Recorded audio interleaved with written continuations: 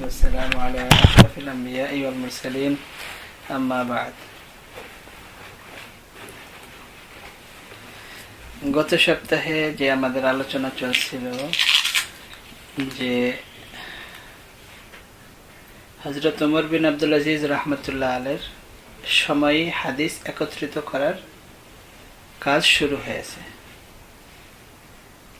হযরত ওমর রাদিয়াল্লাহু তাআলা আনহু হাদিস একত্রিত করতে চেয়েছিলেন, সাহাবায়ে কেরামের সাথে পরামর্শ করেছিলেন, কিন্তু একাধারে 1 মাস পর্যন্ত ইস্তেখারা করার পরে হযরত ওমর রাদিয়াল্লাহু তাআলা আনহু সাহাবায়ে কেরামকে ডেকে বলেছেন যে আমি ইস্তেখারা করেছি 1 মাস পর্যন্ত, আপনারাও পরামর্শ দিয়েছিলেন, কিন্তু আমার মনে হয় যে এটা ঠিক হবে না। তার কারণ আমি ভয় পাই যে যেরকম পূর্ববর্তী উম্মতরা নবীদের কথাকে এমন ভাবে তারা আঁকড়ায় ধরেছিল যে আল্লাহ তাআলার কিতাবকে তারা ভুলে গিয়েছিল। তো এই সম্পর্কে আমরা গত সপ্তাহে ব্যাখ্যা বলেছি যে আল্লাহর কথাকে ভুলে যাওয়া এবং নবীর কথাকে আঁকড়ায় ধরা দুটার মধ্যে কিভাবে পার্থক্য কি, একটা হলো আকলি মহাব্বত, একটা হলো তবি মহাব্বত, এর উপরে আমরা গত সপ্তাহে কথা বলেছি। তো ওমর বিন আব্দুল আজিজ রাহমাতুল্লাহ আলাইহির সময় ওমর রাদিয়াল্লাহু তাআলা আনহুর জামানা শেষ হয়ে গেছে, ওসমান রাদিয়াল্লাহু তাআলা আনহুর জামানা শেষ হয়ে গেছে, হযরত আলী রাদিয়াল্লাহু তাআলা আনহুর জামানা শেষ হয়ে গেছে, হযরত মুয়াবিয়া রাদিয়াল্লাহু তাআলা আনহুর জামানা শেষ হওয়ার পরে ওমর বিন আব্দুল আজিজ রাহমাতুল্লাহ আলাইহির জামানা যখন আসছে আর পরে, তখন ওমর বিন আব্দুল আজিজ রাহমাতুল্লাহ আলাইহি চিন্তা করলেন যে এখন সারা দুনিয়ার মুহাদ্দিসিন যারা যেখানে আছে তাদের হাদিসকে একত্রিত করা হোক। এই চিন্তা ভাবনা নিয়ে তিনি বড় বড় গভর্নর যারা ছিলেন বিভিন্ন এলাকায় তাদেরকে চিঠি লেখেন। চিঠি লেখার পরে বিভিন্ন জায়গায় বড় বড় মুহাদ্দিসিন যারা ছিলেন তারা তাদের কাজ শুরু করেছেন, কিন্তু এমন সময় ওনার ইন্তেকাল হয়ে যায়। ইন্তেকাল হয়ে যাওয়ার পরে পরবর্তীতে যে বাদশাহ হয়েছে তার দিনের ব্যাপারে কোনো আগ্রহ ছিল না, যার কারণে এ ব্যাপারে আর কোনো কাজ আগে বাড়েনি। কিন্তু মুহাদ্দিসিনে কেরাম ওনারা তো আগের থেকে হাদিস চর্চা করতেন। ওমর বিন আব্দুল আজিজ রাহমাতুল্লাহ আলাইহির এই চিঠি লেখার কারণে গভর্নরদের কাছে এতটুকু হয়েছে যে বিভিন্ন এলাকায় মুহাদ্দিসিনে কেরাম যার যার হিসেবে ব্যক্তিগতভাবে হাদিস একত্রিত করা শুরু করেছেন, এবং ব্যক্তিগতভাবে যে হাদিস বিভিন্ন এলাকায় একত্রিত হয়েছে তারই একটা উদাহরণ হলো ইমাম মালিক রাহমাতুল্লাহ আলাইহি। ইমাম মালিক রাহমাতুল্লাহ আলাইহির যে মুআত্তা, এই মুআত্তাও মদিনার যে সমস্ত হাদিস এগুলোই একত্রিত করেছিলেন। এই জন্য এমন বিভিন্নভাবে বিভিন্ন জায়গায় বড় বড় মুহাদ্দিসিন যারা ছিলেন তারা হাদিস একত্রিত করা শুরু করেছেন।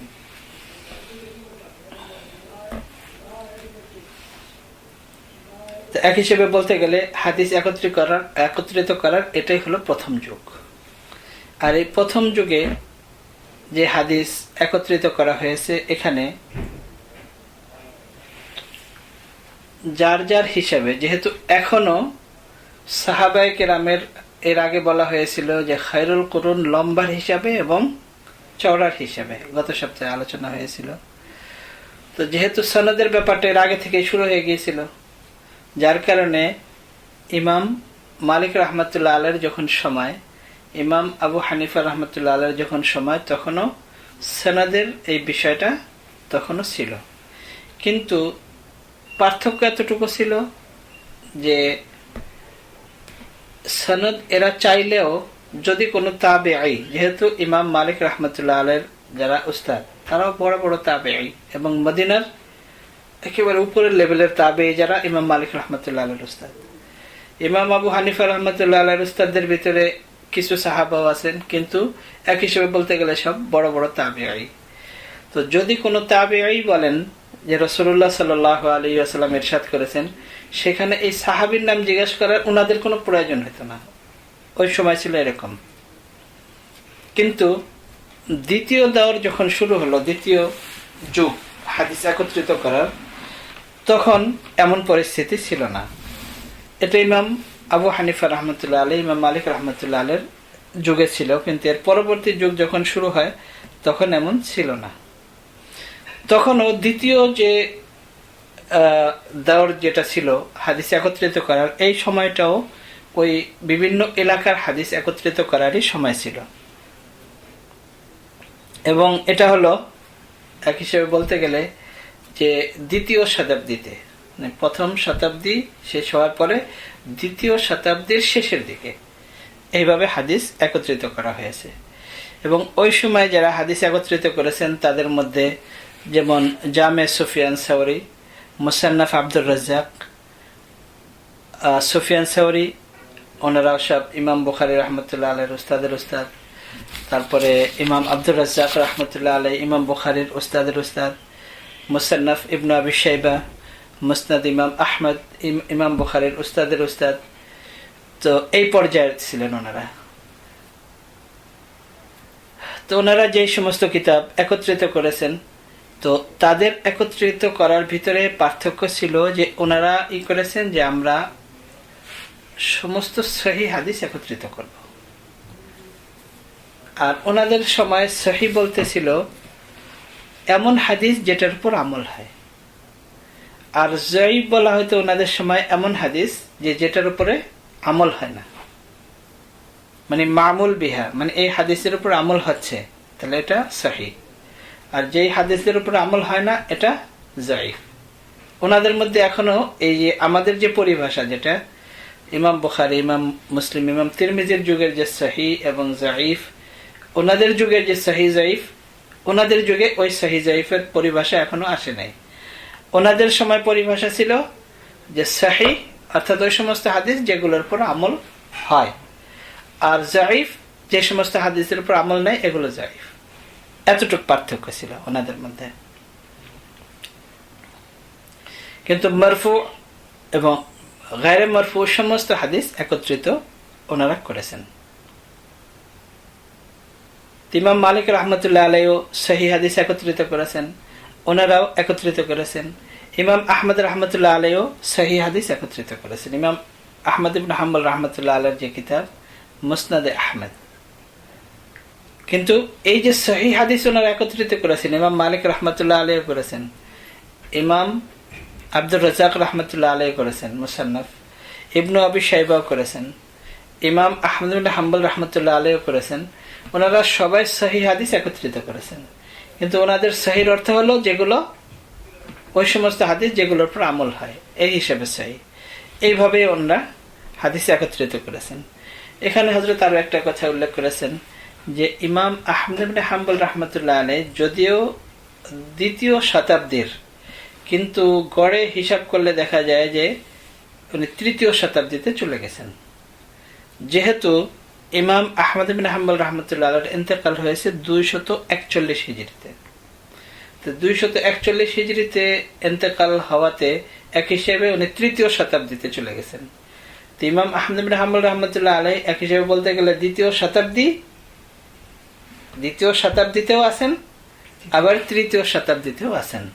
তো এই জন্য ওনার কিতাবটা হলো এইরকম পর্যায়ে পড়ে গেছে যে দ্বিতীয় শতাব্দীর শেষে এবং তৃতীয় শতাব্দীর শুরুতে। তো সেই হিসাবে ইমাম আহমদ ইবনে হাম্বল রহমতুল্লাহ আলাইহির কিতাব দুই হিসাবেই ধরা যায়। এরপর দ্বিতীয় শতাব্দীর হাদিস একত্রিত করার সময় মানে কমপ্লিট পুরো হয়ে গেল। এরপরে আসলো মানে তৃতীয় যেটা সময়, মানে প্রথম ইমাম মালিক রহমতুল্লাহ আলাইহি, দ্বিতীয় ইমাম আব্দুর রাজ্জাক রহমতুল্লাহ আলাইহি, ইমাম আহমদ ইবনে হাম্বল রহমতুল্লাহ আলাইহি, দ্বিতীয় যুগ গেল। তৃতীয় যুগ যেটা, এই তৃতীয় যুগেই হলো এই সমস্ত বড় বড় মুসান্নিফিন যারা, বড় বড় মুহাদ্দিসিন যারা, এরা হলো সব এই তৃতীয় পর্যায়ের যে সমস্ত হাদিস একত্রিত করা হয়েছে ওই সময়ের। কিন্তু ওনাদের মধ্যে হাদিস একত্রিত করার ভিতরে তাদের ভিতরে তিনটা জিনিস কাজ করত, মানে তিনটা তাদের চিন্তাধারা ছিল, যেটা এর আগে যারা একত্রিত করেছেন দ্বিতীয় পর্যায়ে পর্যন্ত তাদের ভিতরে এই চিন্তাধারা ছিল না। তাদের মধ্যে প্রথম চিন্তাধারা ছিল যে শুধু আমরা সহিহ হাদিস একত্রিত করব, সহিহ ছাড়া কোনো হাদিস আমরা গ্রহণ করব না।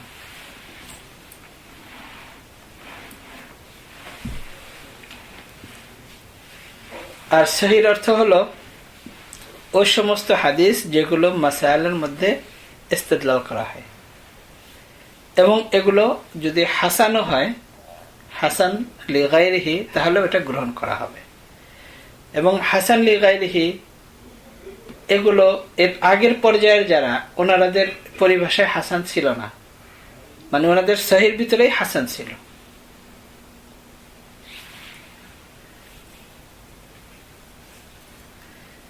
আর জয়ীব বলা হয়তো একেবারে এমন পর্যায়ের হাদিস যেগুলো একেবারে আমল করার মতো না, এগুলো ছিল জয়ীব। এটা হলো প্রথম চিন্তাধারা। দ্বিতীয় চিন্তাধারা হলো যে ইমাম আবু হানিফা রহমতুল্লাহ আলাই, ইমাম মালিক রহমতুল্লাহ আলাইয়ের সময় সাহাবায়ে কেরামের যে ব্যক্তিগত ফতোয়া, যে হযরত আবু হুরায়রা রাদিয়াল্লাহু তাআলা আনহু এটা বলেছেন, হযরত ওমর রাদিয়াল্লাহু তাআলা আনহু এটা বলেছেন, হযরত ইবনে মাসউদ রাদিয়াল্লাহু তাআলা আনহু এটা বলেছেন। একটা হলো যে হুজুর সাল্লাল্লাহু আলাইহি ওয়াসাল্লামের হাদিস, আর একটা হলো সাহাবাদের ব্যক্তিগত ফতোয়া, যে অমুক সাহাবী এটা ফতোয়া দিয়েছেন। এগুলো ইমাম আবু হানিফা রহমতুল্লাহ আলাইহির সময়, ইমাম মালিক রহমতুল্লাহ আলাইহির সময় একটাও হুজ্জত ছিল, মানে এটাকেও দলিল হিসাবে গ্রহণ করা হতো।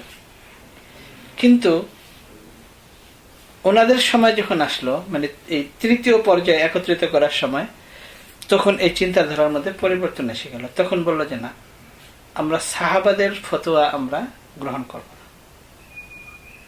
তার কারণ হলো সাহাবাদের ফতোয়া যখন একত্রিত করা হলো, তখন দেখা গেল যে এক সাহাবীর ফতোয়া একরকম, অন্য সাহাবীর ফতোয়া অন্যরকম, অন্য সাহাবীর ফতোয়া অন্যরকম। শাহ ওয়ালিউল্লাহ মুহাদ্দিসে দেহলভী রহমতুল্লাহ আলাইহি, ইমাম শাফি রহমতুল্লাহ আলাইহির যে ভিন্ন মত, যে ইমাম শাফি রহমতুল্লাহ আলাইহির যে মাযহাব, এই মাযহাব মানে ভিন্ন হওয়ার যে কারণ, যে কয়টা কারণ বলা হয়েছে, 5টা জিনিস। যে ইমাম শাফি রহমতুল্লাহ আলাইহি ইমাম আবু হানিফা রহমতুল্লাহ আলাইহি শাগরিদের শাগরিদ, ডাইরেক্ট ইমাম মালিক রহমতুল্লাহ আলাইহির শাগরিদ, কিন্তু তারপরেও ইমাম শাফি রহমতুল্লাহ আলাইহির ভিন্ন মাযহাবের যে সমস্ত কারণ বর্ণনা করা হয়েছে, যে যেই কারণে ইমাম শাফি রহমতুল্লাহ আলাইহি মাযহাব ভিন্ন মাযহাব হয়েছে, তার মধ্যে চতুর্থ কারণ যেটা শাহ ওয়ালিউল্লাহ মুহাদ্দিস দেহলভী রহমতুল্লাহ আলাইহি বর্ণনা করেছেন, এটা হলো এই জিনিসটা। ইমাম শাফি রহমতুল্লাহ আলাইহির সময় সাহাবাদের সমস্ত আকওয়াল এবং ফতোয়া যখন জমা করা হয়ে গেল, তখন অনেক বেশি হয়ে গেছে। তো সমস্ত সাহাবাদের আকওয়াল, তাদের ফতোয়া সব একত্রিত করা হয়েছে। একত্রিত করার পরে দেখা গেছে যে সাহাবাদের আকওয়ালের ভিতরে, সাহাবাদের ফতোয়ার মধ্যে বিভিন্ন রকমের মতবিরোধ আছে। এক সাহাবী একরকম ফতোয়া দিয়েছেন, অন্য সাহাবী অন্যরকম ফতোয়া দিয়েছেন। তখন ইমাম শাফি রহমতুল্লাহ আলাইহি বললেন যে আমরা সাহাবাদের ফতোয়াকে গ্রহণ করব না, যেহেতু সাহাবায়ে কেরাম একটা তো হাদিস, ওটা তো ভিন্ন, কিন্তু যখন সাহাবায়ে কেরাম ইন্ডিভিজুয়াল ইনফেরাদি যখন ফতোয়া দিয়েছেন, তখন দেখা গেছে যে কারো কারো ফতোয়ার মধ্যে কোনো মত পার্থক্য আছে। ইমাম শাফি রহমতুল্লাহ আলাইহি তখন বললেন যে আমরা যদি সাহাবাদের এই ফতোয়াকে নেই, তাহলে অনেক বেশি মতবিরোধ দেখা দেবে। তার থেকে আমরা শুধু হাদিসকে নেব, এবং যেখানে সাহাবাদের ফতোয়া আছে তাদের ফতোয়া না নিয়ে বরং তার পরিবর্তে আমরা নিজেরা ইজতিহাদ করব। এবং এটা উসুলও তাই, যে যদি কোনো মুজতাহিদ হয়, যদি কেউ মুজতাহিদ হয়, তার জন্য অন্যের ইজতিহাদ অ্যাকসেপ্ট করা তার জন্য জায়েজ নেই। ইমাম শাফি রহমতুল্লাহ আলাইহির এছাড়া কোনো রাস্তাও ছিল না। আর ইমাম শাফি রহমতুল্লাহ আলাইহি দেখেছেন যে সাহাবাদের ফতোয়ার ভিতরে অনেক মত পার্থক্য পাওয়া যায়। ইমাম শাফি রহমতুল্লাহ আলাইহি বলেছেন, এটাকে আসলে ওই পরিভাষায় বলা হয় হুম রিজাল ও নাহনু রিজাল, যে ওনারা সাহাবা ছিলেন, এটা তো একটা ওনাদের ভিন্ন সম্মান, কিন্তু ওনারা যে এই পর্যায়ে মানুষ ছিলেন, আমরাও মানুষ, তো ওনারাও ইজতিহাদ করেছেন, আমরাও ইজতিহাদ করি। তো যেহেতু ওনাদের ফতোয়ার ভিতরে মত পার্থক্য, তাহলে আমরা ওনাদের ফতোয়া নেব না, বরং এই ব্যাপারে আমরাও ইজতিহাদ করব। আচ্ছা, এই মনোভাব যেহেতু ইমাম শাফি রহমতুল্লাহ আলাইহি হলেন একেবারে বর্ডার লাইনে হিসেবে বলতে গেলে, তার কারণ প্রথম হাদিস একত্রিত করার প্রথম যে সময় এটা চলে যাওয়ার পরে দ্বিতীয় সময় যখন আসে, মানে এটার শেষ পর্যায়ে হলো ইমাম শাফি রহমতুল্লাহ আলাইহি, অর্থাৎ মুহাদ্দিসিনদের যুগের একটু আগে। তো মুহাদ্দিসিন যারা, মুহাদ্দিসিন বলতে যে ইমাম বুখারী, তিরমিজি, ওনারা, তো ওনাদের একটু আগে। তো মুহাদ্দিসিনদের উস্তাদ বা উস্তাদের উস্তাদ ইমাম শাফি রহমতুল্লাহ আলাইহি। যার কারণে ইমাম শাফি রহমতুল্লাহ আলাইহির চিন্তাধারার উপরে বেশিরভাগ মুহাদ্দিসিনদের চিন্তাধারা যে হুম রিজাল নাহনু রিজাল, যে ওনারাও মানুষ আমরাও মানুষ, তো ওনারা যেভাবে ইজতিহাদ করেছেন ওনাদের ইজতিহাদের মধ্যে মত পার্থক্য, তাহলে আমরা আমাদের ইজতিহাদের উপর আমল করব। এবং ফতোয়াও তাই, যে যদি কোনো মুজতাহিদ হয় তার জন্য অন্যের ইজতিহাদের উপর আমল করা জরুরি না, বরং তার নিজের ইজতিহাদ যদি ভিন্ন হয় তাহলে ওর উপর আমল করা জরুরি না, শুধু আমল করা তার জন্য ঠিক না। তাই জন্য ইমাম শাফি রহমতুল্লাহ আলাইহি এভাবে করেছেন। এটা হলো দ্বিতীয় পার্থক্য।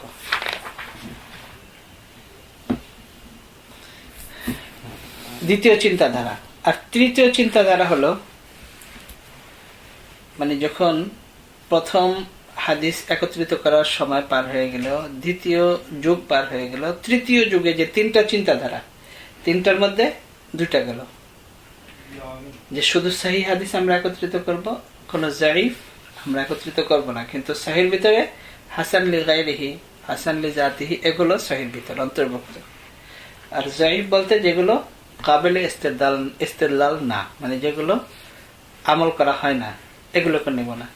দ্বিতীয় চিন্তাধারা হলো যে সাহাবায়ে কেরামের ফতোয়াকে আমরা নিব না, বরং আমরা নিজেরা ইজতিহাদ করব। আর তৃতীয় পার্থক্য যেটা, এটা হলো যে আমরা মুরসাল রিওয়ায়াতকে হুজ্জত মনে করব না। মুরসাল রিওয়ায়াত বলতে এর আগে বলা হয়েছে যে তাবেঈ যখন সাহাবীর নাম নিবে না, তাবেঈ বলবে হুজুর সাল্লাল্লাহু আলাইহি ওয়াসাল্লাম বলেছেন। তো এখন এটা ইমাম আবু হানিফা রহমতুল্লাহ আলাইহির হিসেবেও হুজ্জত, ইমাম মালিক রহমতুল্লাহ আলাইহিরও হুজ্জত। যার কারণে ওই সময় মুহাদ্দিসিনে কেরাম মনে করতেন যে ইমাম মালিক রহমতুল্লাহ আলাইহির যে মুয়াত্তা, এটা হলো দুনিয়ার মধ্যে সবচেয়ে একেবারে সঠিক কিতাব, সহিহ কিতাব কোরআনে কারিমের পরে। কিন্তু মুহাদ্দিসিনের এই তিনটা চিন্তাধারার মধ্যে একটা চিন্তাধারা হলো যে আমরা মুরসালকে গ্রহণ করব না। আর ওনাদের যুগ হিসেবে এটা ঠিকই আছে, তার কারণ ওনাদের যুগ হিসেবে তো মনে করেন ওই তাবেঈর পরে আরো অনেক সনদের মধ্যে আরো অনেক নাম এসে গেছে। কিন্তু যখন ইমাম আবু হানিফা রহমতুল্লাহ আলাইহি বলবেন যে আমাকে ইব্রাহিম নাখি বলেছেন, আমাকে আতা ইবনে আবি রাবাহ বলেছেন, হযরত আতা ইবনে আবি রাবাহ বলেছেন যে হুজুর সাল্লাল্লাহু আলাইহি ওয়াসাল্লাম বলেছেন, তো ইমাম আবু হানিফা রহমতুল্লাহ আলাইহি তো ইয়াকিন করতে একটু চিন্তা লাগবে না, মনে করবে যে আতা ইবনে আবি রাবাহ এত বড় তাবেঈ, উনি অবশ্যই হুজুর সাল্লাল্লাহু আলাইহি ওয়াসাল্লামের কথা বলেছেন, তো কোন বড় সাহাবীর কাছে উনি শুনেছেন, এই জন্যই বলেছেন। ইমাম মালিক রহমতুল্লাহ আলাইহির উস্তাদ যারা বড় বড় তাবেঈ, তো ইমাম মালিক রহমতুল্লাহ আলাইহি যখন বলবেন যে আমাকে নাফে বলেছেন, নাফে আন ইবনে ওমর, ইবনে ওমরের নাম বললো না, আমাকে নাফে বর্ণনা করেছেন যে হুজুর সাল্লাল্লাহু আলাইহি ওয়াসাল্লাম এটা করেছেন। ইমাম মালিক রহমতুল্লাহ আলাইহি এটা বিশ্বাস করতে আর কোনো চিন্তা হবে না যে হযরত নাফে যেহেতু বয়ান করেছেন তো অবশ্যই ইবনে ওমর থেকে বয়ান করেছেন বা ইবনে আব্বাস থেকে বয়ান করেছেন। কিন্তু যখন ইমাম বুখারী পর্যন্ত আসবে তো এর ভিতরে তো সনদে আরো নাম অনেক চলে আসবে। তো ওনাদের তৃতীয় চিন্তাধারা হলো যে আমরা মুরসাল রিওয়ায়াতকে অ্যাকসেপ্ট করব না। এই চিন্তাধারার কারণেই এখন পরবর্তী যে চিন্তাধারা মুহাদ্দিসিনদের চিন্তাধারা, ওই চিন্তাধারার কারণে এখন যে সমস্ত উসুল নির্ধারণ করা হয়েছে যে হাদিসকে আমরা যাচ পড়তাল কিভাবে করব, এখন এটাই এই পর্যন্ত চলে আসতেছে। এখন আমরা এখন যদি কোনো হাদিস ইমাম আবু হানিফা রহমতুল্লাহ আলাইহির হাদিস, তাহলে আমরা আমাদের এই উসুল অনুযায়ী আমরা যাচ পড়তাল করি, তো এটা তো আমাদের জন্য ঠিক না। ইমাম মালিক রহমতুল্লাহ আলাইহির কোনো হাদিস যদি আমরা যাচ পড়তাল করি তাহলে আমরা ওই উসুল অনুযায়ী যাচ পড়তাল করি, কিন্তু এটা তো আমাদের জন্য ঠিক না। তারপর ওনারা তো এর আগের যুগের খায়রুল কুরুন, ওনাদের তো এটা দরকার ছিল না। আর ওনাদের যুগে এটা দরকার ছিল, মুহাদ্দিসিনদের যুগ তখন তো অনেক আস্তে আস্তে অনেক হয়ে গেছে, তখন এটা দরকার ছিল। তো ইমাম আবু হানিফা রহমতুল্লাহ আলাইহি বরং হানাফিয়া এবং মালিকি মাযহাব, দুই মাযহাবে মুরসালকে অ্যাকসেপ্ট করা হতো, দলিল হিসাবে পেশ করা হতো। ইমাম শাফি রহমতুল্লাহ আলাইহি থেকে শুরু হয়ে পরবর্তী মুহাদ্দিসিন যারা, তাদের হিসাবে মুরসাল দলিল হিসাবে পেশ করা যাবে না, অ্যাকসেপ্টেড না। এটা হলো আরেকটা কারণ। এই তিনটা জিনিস মুহাদ্দিসিনদের ভিতরে কাজ করেছে। আচ্ছা, এখানে আরেকটা আমাদের শেখার বিষয় হলো যে মুরসাল হলো যে হাদিস বর্ণনা করবে সে তাবেঈর নাম নেবে, সাহাবীর নাম নেবে না, এটা হলো মুরসাল। কিন্তু আরো কতগুলো শব্দ আছে পরিভাষার শব্দ, যেমন মুনকাতি, মুআদাল, মুআল্লাক, মুরসাল। তো এই সবগুলোকে আগে মুরসাল বলা হয়তো। মুনকাতি বলা হয় যে সনদের মধ্যে কোনো একজন রাবী নাই, মানে মাঝখানে কোনো একজন বর্ণনাকারী নাই, এটা হলো মুনকাতি। আর যদি একাধারে কয়েকজন ছুটে যায় বর্ণনা করে, তাহলে এটাকে বলে মুআদাল। সনদের শুরু থেকে যদি ছুটে যায় তাহলে এটাকে বলে মুআল্লাক। আর তাবিঈ যদি সাহাবাদের নাম না বলে আর যদি কোনো হাদিস বর্ণনা করে, এটা হলো মুরসাল। আমাদের সব কিছুর পেঁয়াজ ছিল শুধু যে এখানে মুরসাল। এ হানাফিয়া এবং মালিকিয়া কে যেন প্রশ্ন করেছিল আপনাদের ভিতরে যে এই সব বড় বড় মুহাদ্দিসিন ইমাম মালিক রহমতুল্লাহ আলাইকে ফলো করে না, আর ইমাম আবু হানিফা রহমতুল্লাহ আলাইকে ফলো করে না, সবাই ইমাম শাফি রহমতুল্লাহ মাযহাবকে ফলো করে কেন? এটার মেন কারণ হলো এই ওই চিন্তাধারার পরিবর্তন ইমাম শাফি রহমতুল্লাহ আলাইহি থেকে শুরু হয়েছে। আর এই সমস্ত মুহাদ্দিসিন কেউ ডাইরেক্ট ছাত্র, কেউ ইনডাইরেক্ট ছাত্র, যার কারণে সবাই ইমাম শাফি রহমতুল্লাহ আলাইহির মাযহাবকে অধিকাংশ ফলো করে। ইমাম মালিক রহমতুল্লাহ আলাইহি এত বড় মুহাদ্দিস হওয়া সত্ত্বেও যেহেতু মুরসাল অ্যাকসেপ্ট করতেন, আর পরবর্তীতে ওনাদের ছিল না যে মুরসাল অ্যাকসেপ্ট হবে না, যার কারণে পার্থক্য হয়ে গেছে। ইমাম আবু হানিফা রহমতুল্লাহ আলাইহি তো মুরসাল মনে করতেন, হাদিস কোনো পার্থক্য নেই, একই। এটাও একটা কারণ।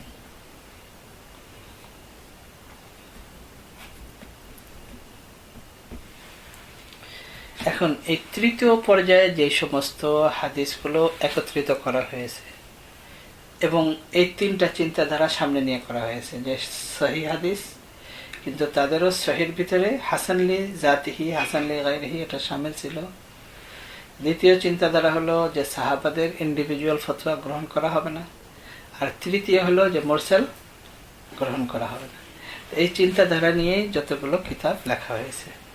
আর এই কিতাব যেগুলো লেখা হয়েছে এগুলোই হলো এই তৃতীয় যুগের মেন কিতাবগুলো।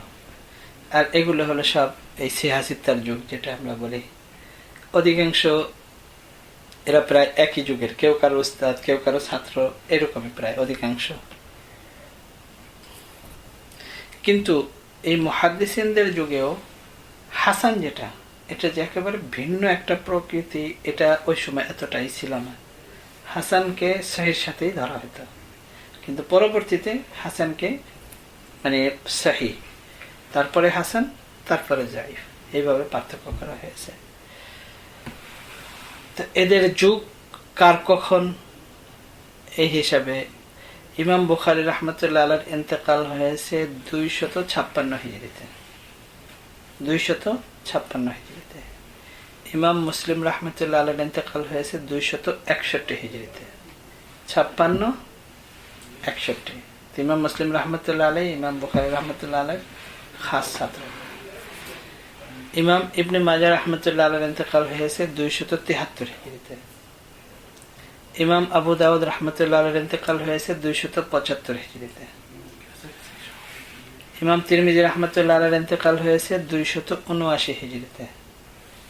ইমাম নাসাই, ইমাম তিরমিজি, ওনারাও ইমাম বুখারী রহমতুল্লাহ আলাইহির ছাত্র। ইমাম মুসলিম রহমতুল্লাহ আলাইহি ইমাম বুখারী রহমতুল্লাহ আলাইহির ছাত্র। ইমাম নাসাই রহমতুল্লাহ আলাইহির ইন্তেকাল হয়েছে 303 হিজরিতে। আর ইমাম আহমদ ইবনে হাম্বল রহমতুল্লাহ আলাইহির আগে আমরা বলেছি 241 হিজরিতে ইন্তেকাল হয়েছে। তো বেশি ব্যবধান না, 241, আর ইমাম বুখারীর হলো 256। তো 10-15 বছরের পার্থক্য, ব্যবধান। এই হিসেবে বলা হয়েছে যে ইমাম আহমদ ইবনে হাম্বল রহমতুল্লাহ আলাইহি হিসেবে বলতে গেলে 3য় শতাব্দীরও ধরা যায়, আবার 2য় শতাব্দীর লাস্টের হিসেবেও ধরা যায়। ইমাম দারামি রহমতুল্লাহ আলাইহির ইন্তেকাল হয়েছে 255 হিজরিতে। আর ইমাম ইবনু খুজাইমা রহমতুল্লাহ আলাইহির ইন্তেকাল হয়েছে 311 হিজরিতে। আর ইমাম তাহাবী রহমতুল্লাহ আলাইহির ইন্তেকাল হয়েছে 321 হিজরিতে। ইমাম তাহাবী যিনি হানাফি, ওনার জামানাও এই সিহাসিত্তার যে মুসান্নিফিন মুহাদ্দিসিন একই জামানায় লিখেছেন। তবে যেহেতু ইমাম তাহাবী রাহমাতুল্লাহ আলাইহির কিতাব সম্পর্কে, এটা একেবারে বিশেষভাবে হানাফি চিন্তাধারার, তো এই জন্য এটা শুধু হানাফিরাই পছন্দ করে, অন্যদের এটা পছন্দ হয় না। কিন্তু ইমাম তাহাবী রাহমাতুল্লাহ আলাইহির যে আন্দাজ, এই পুরা সিহাসিত্তার ভিতরে একেবারে ভিন্ন এবং খুবই সুন্দর। ইমাম তাহাবী রাহমাতুল্লাহ আলাইহি করেন, মানে প্রথম যত দলিল আছে সমস্ত দলিল বয়ান করেন, যেগুলো ইমাম শাফি রহমতুল্লাহ আলাইহির দলিল এগুলো বয়ান করেন, ইমাম মালিক রহমতুল্লাহ আলাইহির দলিল এগুলো বয়ান করেন, ইমাম আহমদ বিন হাম্বল রহমতুল্লাহ আলাইহির দলিল এগুলো বয়ান করেন, ইমাম আবু হানিফা রহমতুল্লাহ আলাইহির দলিল এগুলো বয়ান করেন। বয়ান করার পরে পরে শেষে যে হানাফি মাযহাবের উপরে, যে হানাফি মাযহাবের উপরে এই কারণে এই কারণে এই কারণে প্রাধান্য, একেবারে লাস্টে যে বলেন, এটা কেউ সহ্য করতে পারে না। এবং মুহাদ্দিস, আচ্ছা হাদিস বুখারীতে, মুসলিম, তিরমিজিতে যে সমস্ত হাদিস, তাহাবী শরীফে ওই সমস্ত হাদিস, তাদের যুক্ত একই, উস্তাদও এক, সনদও এক, হাদিস ওগুলোই, কিন্তু অন্যরা এটা সহ্য করতে পারে না। তো এই জন্য ইমাম তাহাবী রহমতুল্লাহ আলাইহিকে বলা হয় যে উনি হলেন হানাফিদের ব্যারিস্টার। মানে এমন ভাবে হাদিসের ভিত্তিতে, এমন ভাবে হানাফি মাযহাবের উনি দলিল পেশ করেন যে যেটা আর কোনো মাযহাবের কেউ খণ্ডন করতে পারে না, মানে কারো দ্বারা সম্ভব না যে এর মোকাবেলায় অন্য হাদিস নিয়ে আসবে। এই জন্য তার কারণ হলো উনি সমস্ত সনদ আগে বয়ান করেন, সবার হাদিস আগে বয়ান করেন, শাফি, মালিকি, হাম্বলি সমস্ত হাদিস আগে তাদেরগুলো বয়ান করেন, করার পরে তারপরে হলো হানাফি মাযহাবের হাদিস যেগুলো এগুলো বয়ান করেন। বয়ান করার পরে আবার যে এই কারণে হানাফি মাযহাবকে প্রাধান্য দেওয়া হয়, এবং এটার উপরে অমুকের আমল, অমুকের আমল, অমুক সাহাবাদের ভিতরে অমুক, সাহাবাদের ভিতরে অমুক, তাবেঈনদের ভিতরে অমুক, অমুক অমুক অমুকের আমল, এটার উপরে এইভাবে বয়ান করেন। আর যুগও এক, যার কারণে আমি হাদিসে ওই সিয়াসিত্তার ভিতরে যে সনদ, অধিকাংশ সনদ একই সনদ, এবং হাদিসের পরে একই রকম।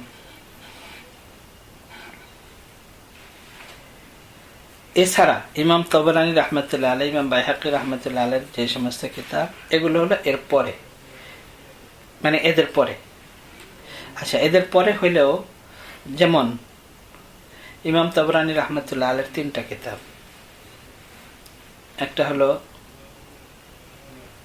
মুজামে সগীর, মুজামে আওসাত, মুজামে কবির। ইমাম বাইহাকী রাহমাতুল্লাহ আলাইহির যে সমস্ত কিতাব এগুলো, তো এই সমস্ত কিতাব এগুলো ওনাদের পরে হইলেও ওনারা কিন্তু ওনাদের এই যে এর যে মুহাদ্দিসিন, ওনাদের হাদিস বর্ণনা করেন নাই, ওনারা নিজেদের উস্তাদ থেকে ভিন্ন হাদিস বর্ণনা করেছেন।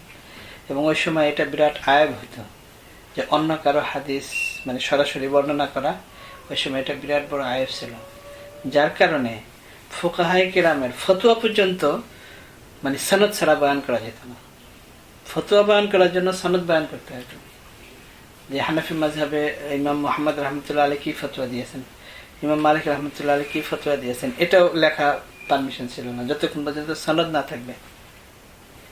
এবং অনেক মুহাদ্দিসিন কেরাম মনে করেন যে এই কারণেই ইমাম তিরমিজি রহমতুল্লাহ আলাইহি হানাফি মাযহাবের, যেহেতু উনি ছিলেন দূরে, যার কারণে হানাফি মাযহাবের ফতোয়া উনি অধিকাংশ লেখেন নাই। ইমাম তিরমিজি রহমতুল্লাহ আলাইহি তো সিদ্ধান্তে লেখেন, কিন্তু হানাফি মাযহাবের লেখেন না, যেহেতু সনদ ছাড়া লেখার পারমিশন ছিল না।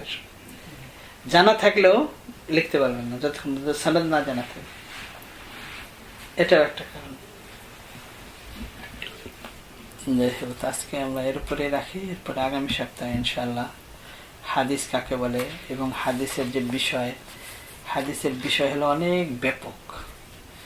হাদিসের বিষয়ের ভিতরে যে বিভিন্ন প্রকার, এটা হলো 80টা প্রকার, 80 প্রকার শুধু হাদিসের বিষয়ের উপরে।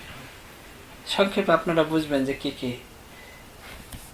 একটা হলো গরিবুল হাদিস, মানে এমন এমন শব্দ ব্যবহার করা হয়েছে হাদিসের ভিতরে যে যেটা সাধারণত আরবি ভাষায় ব্যবহার হয় না, এগুলোর ব্যাখ্যার দরকার।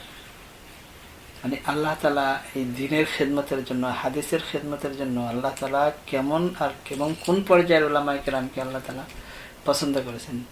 অনেক বড় বড় মুহাদ্দিসিন, তাদের কাজই হলো শুধু এই গরিবুল হাদিসের উপর মেহনত করা, মানে সারা জীবনে এই গরিবুল হাদিসের উপর বিভিন্ন জায়গায় গেছেন। এটার কি অর্থ হতে পারে? ওই আরবদের মানে একেবারে খাস যে গ্রাম, তাদের বেদুইনরা থাকে, ওখানে যাই করছেন যে টাকা পয়সা খরচ করে এই শব্দের অর্থ কি হতে পারে, তারা কি ব্যবহার করছে, হাজার হাজার টাকা ওই জমানায় খরচ করে গেছেন শুধু এই শব্দটার অর্থ শোনার জন্য, এরা কি অর্থ ব্যবহার। তারপরে কিতাব লিখেছেন, 2 খণ্ড 5 খণ্ড কিতাব লিখেছেন শুধু এই বিষয়ের উপরে, সারা জীবন এর উপরে লাগাইছেন, গরিবুল হাদিস। আরেকটা হলো মুশকিলুল হাদিস। মুশকিলুল হাদিসে ঠিক এরকম যে অনেক বিষয় আছে যেগুলো সচরাচর বোঝা যায় না, তো এগুলোর উপরে সারা জীবন ওনারা মেহনত করেছেন। ইমাম বুখারী, ইমাম তিরমিজি, ইমাম মুসলিমের তো মেহনত আমাদের চোখের সামনে, কিন্তু ওনাদের মেহনত পাবলিকের চোখের সামনে না। বড় বড় মুহাদ্দিসিন যারা, তাদের চোখের সামনে। বড় বড় মুহাদ্দিসিনরা জানেন যে এর উপরে কারা কারা কাজ করেছেন, সারা জীবন এর উপরে মেহনত করেছেন। এরপরে মুখতালিফুল হাদিস, ফিকহুস সুন্নাহ, এরপরে রিজাল, জারহ তাদিল, এই যে সমস্ত বিষয়, এরকম 80টা বিষয় শুধু ইলমে হাদিসের উপরে। আর আমাদের তো বাস কিছু হলে বাস বুখারিতে আছে, নিজে আরবি ভাষাও জানে না, অনুবাদ নিয়ে আসে বুখারিতে আছে।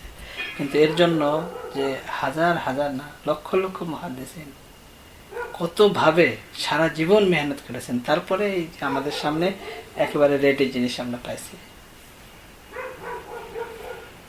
ইনশাআল্লাহ আগামী সপ্তাহে আমরা কথা বলবো। আল্লাহ তাআলা আমাদের সবাইকে ক্ষমা করেন।